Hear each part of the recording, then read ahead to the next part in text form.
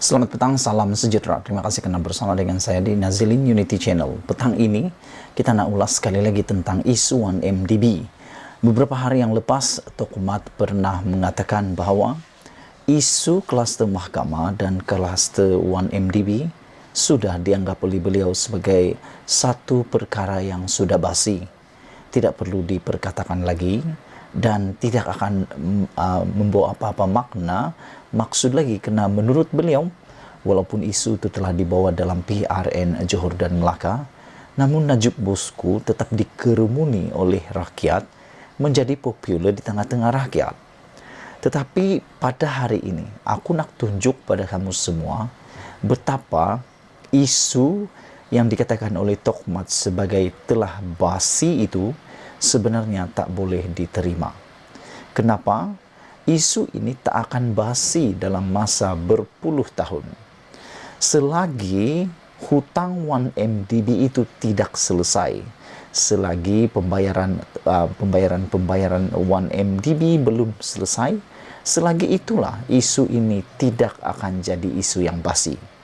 Hal ini kerana kita belum melihat satu perkara pun. Aku secara peribadi tak tahu pun apa sumbangan 1MDB kepada Malaysia. Apa sumbangan 1MDB kepada pembangunan Malaysia.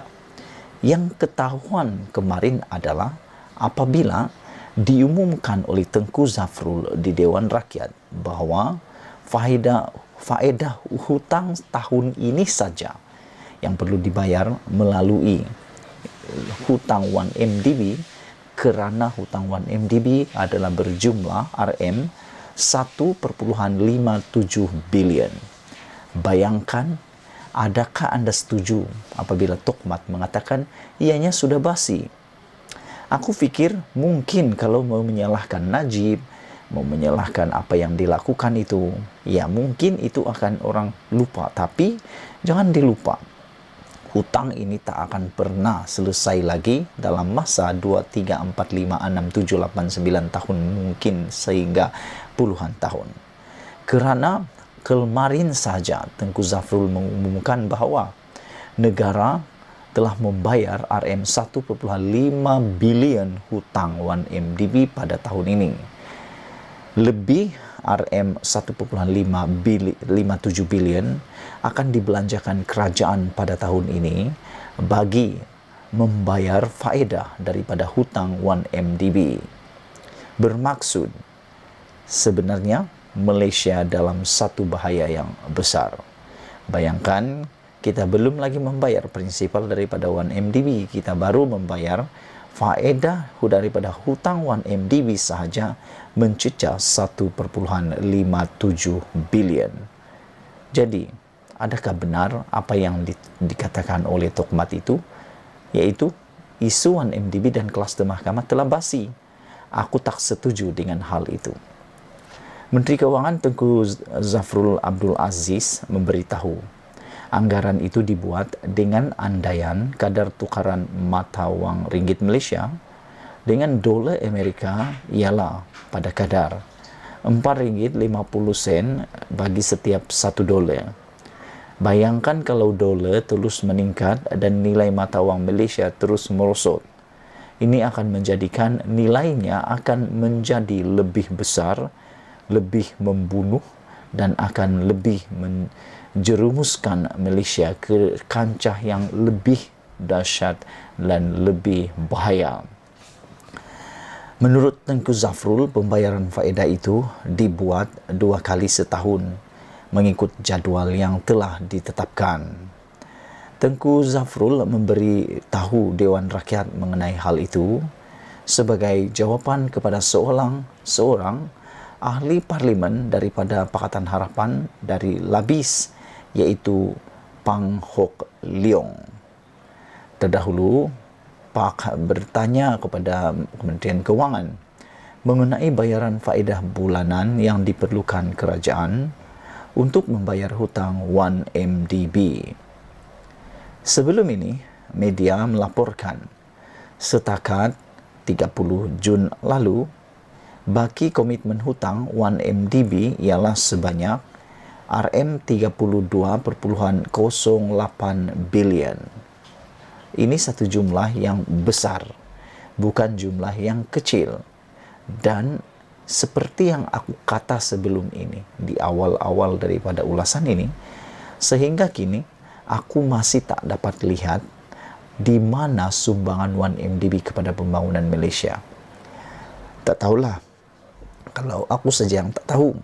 Tapi kalau kamu tahu, bolehlah tolong tinggalkan komen dalam ruangan ini, supaya semua orang tahu, ataupun Anda juga tidak mengetahui apa sumbangan 1MDB kepada pembangunan Malaysia pun.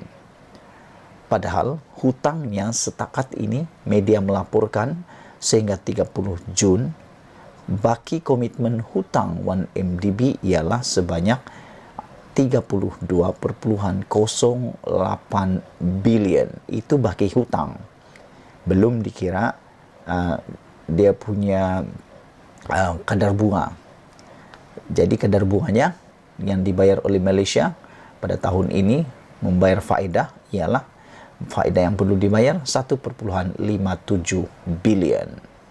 Kata Tengku Zafrul lagi, pada antara April 2017 dan Mei 2022, kerajaan menyalurkan bantuan kewangan dalam bentuk pinjaman atau pendahuluan berjumlah RM10.85 bilion melalui Kementerian Kewangan dan Kementerian Menteri Kewangan diperbadankan MOFINC untuk melunaskan komitmen hutang dan faedah 1MDB.